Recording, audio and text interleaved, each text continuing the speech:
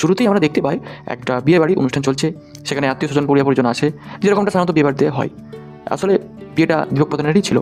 তারপর ঠাকুরবাড়ির দৃশ্য দেখতে পাই, যেখানে নায়িকার আবির্ভাব ঘটে, সঙ্গে তার ঠাকুমা। তারা সবাই ঠাকুরের সামনে প্রার্থনা করছিল। এরপর আবির্ভাব হয় আমাদের সবার প্রিয় নায়ক দেব, অর্থাৎ এই মুহূর্তে তার নাম দীপক প্রধান। সে বাইরে থেকে বাড়ির ভিতরে আসে ও সবার সাথে কথা বলে। সে একজন সৎ পুলিশ অফিসার। সে বলে তার ধর্মপুরে ট্রান্সফার আছে। তার মা খুবই চিন্তিত থাকে এই বিষয় নিয়ে। তারপর যা যা করার থাকে সব আচার অনুষ্ঠান সম্পন্ন হলে তারা দুজনে মিলে ধর্মপুরের উদ্দেশ্যে রওনা হয়। তারা স্টেশনে পৌঁছালে একজন পুলিশ অফিসার যার নাম বিবেক রায়, সে তাদের স্টেশন থেকে নিয়ে যায়। তারা একটা বাড়ির সামনে উপস্থিত হয়, কারণ তাদের থাকতে হবে। তো বিবেক তাদের নিয়ে আসে, তাদের আলাপ আলোচনা হয়। বাড়ির মালিক তাদের থাকতে গেলে অনেক কিছু নিয়মাবলীর কথা বলে। অবশ্যই তারা সেখানে থাকবে বলে ঠিক করে। তারপর মোবাইলে নেটওয়ার্ক ডিস্টার্ব হচ্ছিল বলে বাড়ির বাইরে আসলে একজন প্রতিবেশীর সাথে পরিচয় হয়। তারপর বিবেক আর দীপক একসাথে জায়গাটা ঘোরার জন্য বেরিয়ে পড়ে।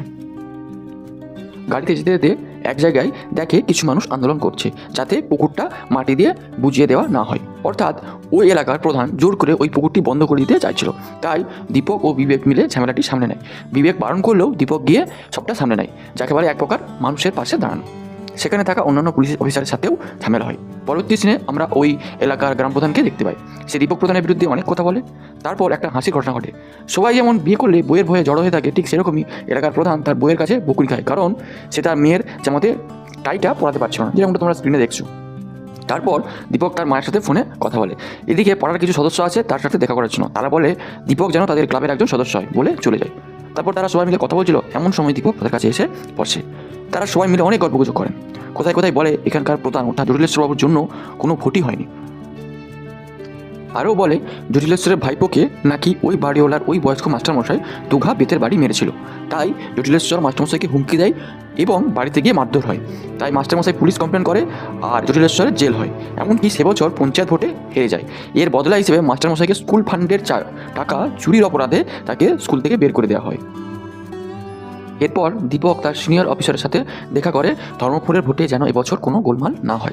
পরবর্তী সিনে দীপক তার থানায় এসে উপস্থিত হয় এবং ভারতীয় পতাকা না আটকানো থাকায় তা আটকানোর কথা বলে। সবাই পতাকাকে স্যালুট করে। পরবর্তী আবার মিড ডে মিল খাবার চুরি করার জন্য মানুষ আন্দোলন শুরু করে। সরকারের টাকা লয়ছয় করা চলবে না এই দাবিতে আন্দোলন করে। এইসব ঘটনা ঘটে ধর্মপুরের প্রাইমারি স্কুলে। প্রতি মাসে সরকার বাচ্চাদের বরাদ্দ টাকা পাঠায় চাল, ডিম ও সামগ্রিক জিনিস কেনার জন্য। তার বদলে সেগুলো বাজারে বিক্রি করে দেওয়া হয়।